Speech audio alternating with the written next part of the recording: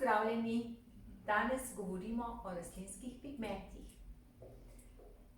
Ste se kdaj vprašali, zakaj je korenček oranžen, trava zelena in paradižnik rdeč? Kaj so to rastlinski pigmenti in kje pravzaprav nastanejo? Rastlinske pigmente rastlina ustvari v svojem organizmu. Nekatere to naredijo v korenini, druge v listih, tretje v cvetovih in nekatere tudi v plodovih. Poznamo različno biokemično strukturo rastlinskih pigmentov. In še ena zanimivost, rastlinski pigmenti so tudi eni izmed najbolj zdravilnih učinkovin za naš organizem. Rastlinske pigmente človeštvo uporablja že tisočletja, in sicer za barvanje telesa, potem svojih oblačil, keramike in pa tudi svojih bivalnih prostorov. Kaj pa lasje?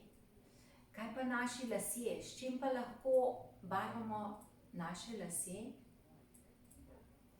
Na našem planetu rastejo samo 3 rastline, ki v svojih listih ustvarijo take vrste pigment, ki lahko trajno obarva naše lase. In sicer je to kana, ki je sinonim za rastlinsko barvanje las, potem je to indigo in pa seveda sena. Začela bom s kano.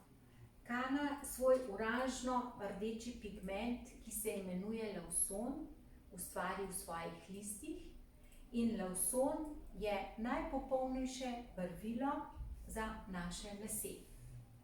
Njegova biokemična struktura je taka, da ko začuti nek, bom rekla, proteinski material, naj bo to koža, nohti ali pa lasje, se z njim začne spajati in prodira v ta material kot tinta v pivnik oziroma voda v spužvo.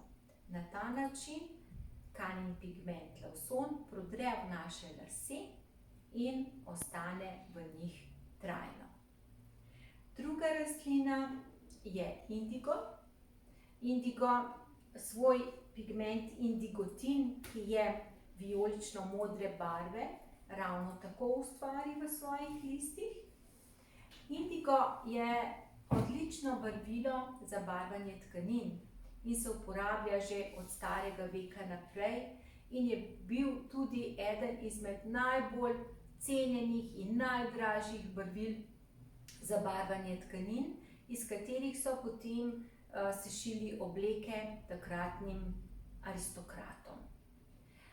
Ker pa se je tekstilna industrija zelo razširila in je bila potreba po barvilih zelo izražena, je leta 1883 Adolf Bayer indigotin sintetiziral in od takrat naprej v tekstilni industriji uporabljajo samo sintetični indigo. Kot zanimivost vam povem, da so bile prve kavbojke Levi Strauss sešite iz konopljine tkanine in pobarvane z naravnim indigom.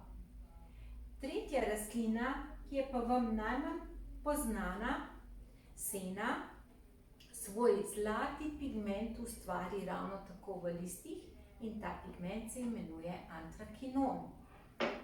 S temi 3 rastlinami mi na naših laseh lahko ustvarimo zelo široko paleto različnih barv. Potem pa uporabljamo še 2 rastlini kot nianserja. Prva je amla oziroma plodovi indijske kosmulje, ki vsebujejo zelo veliko C-vitamina in pa taninov, in prav zaradi tega amla, amlin prah, rastlinske pigmente omili in jih pohladi, rečemo. Ravno nasprotno delovanje ima hibiskusovi cvetovi, ki rastlinske pigmente ojačajo, jih naredijo bolj žareče, bolj tople in rečemo, da jih pogrejemo. Rada pa bi vam povedala, da amla in hibiskus ne vsebujeta pigmenta, ki bi lahko samostojno obarval naše lase. Vedno se dodajata ostalim trem rastlinam, to se pravi kani, seni in pa indiko.